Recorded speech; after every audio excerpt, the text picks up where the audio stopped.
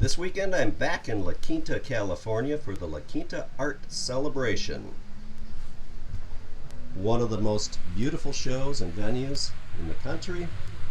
And for something special today, we are going to slip through the back. We're going to get a little peek behind the scenes, because every artist tries to see how much junk they can get behind their display. So we've got it all going here. Inventory, office supplies, little cameo appearance there. And we're going to slip out the back door and meet my very special neighbor from Morro Bay, California. The much loved Anthony Hansen. Here he is. You're just almost in the flesh. Almost in your backyard. Almost. A few hours Close. away. 5 hours. Yeah, well that's awesome, because I see you all over the country, and to see you in your natural environment makes it even more special. Yeah. It's a rare bird. And if you don't like Anthony, you got a problem. And I think the same thing about his work. What you're looking at, and you're going to jump in and you're going to correct me where I really mess up, right. because you're capable of doing that. You've got a pretty good beat on it, I think. Yeah, I've heard this spiel quite a bit. What Anthony does is he makes these compositions from these sort of hollow form hearts, which harken quite a ways back to the squares and the compositions. And what they all have in common is Anthony doesn't put any paint on them. Nope. Right? Yeah. So where does the color come from? It's all car bodies. Yeah. Okay. So stuff from the wrecking yard, bits of scrap from the dump, old license plates, anything I can find. So do you go in and do you take a whole hood, or do you show up with your plasma torch? And I take a whole hood, or I take a door, or I take the trunk lid. Okay, and if it's a good sassy color, I take my Sawzall and cut the top off too. Well, green or yellow or orange. Point out some of the sassy colors and where they came from. This is a 74 Dodge Dart, this baby blue. Yep. This is Chevy, early 60s Chevy, and then this is all Plymouth. The gray on the bottom is Plymouth, with a little bit of Honda in here, these silver pieces. Wow, that's cool. Do you do anything where I'm looking at these and it looks like they're all separate pieces.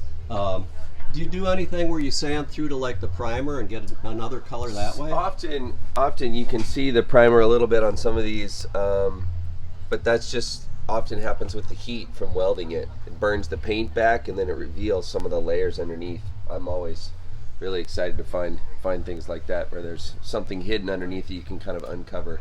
And then you let's keep going. This display it just keeps going on, and it's all cool.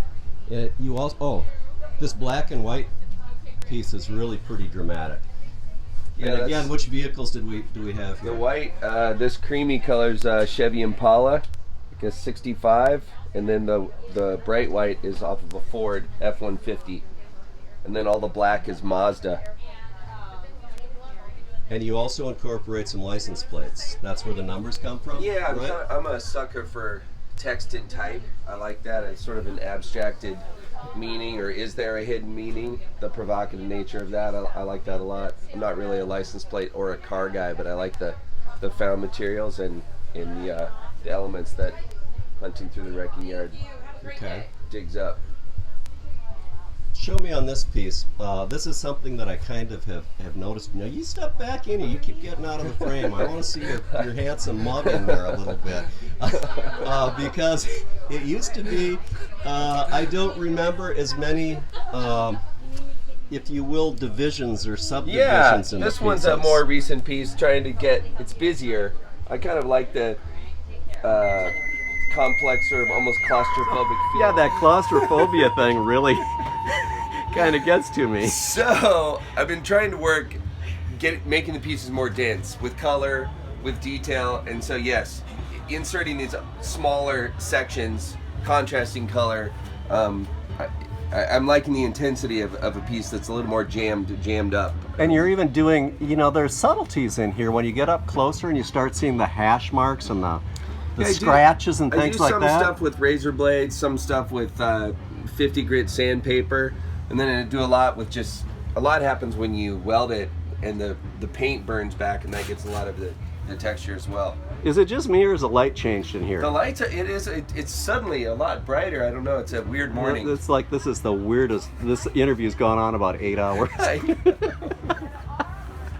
Well, at any rate, where do you think you're going to go as far as from here? Expanding, or what's really floating your boat these days? I'm always wanting to work bigger, and I'm always on the hunt. I'm always on the hunt for new materials, different color palettes. I like working with the minimal color palette, grays and creams and steel, neutrals, and then I'd love to get an excuse to do a piece that's, 6 foot by 6 foot.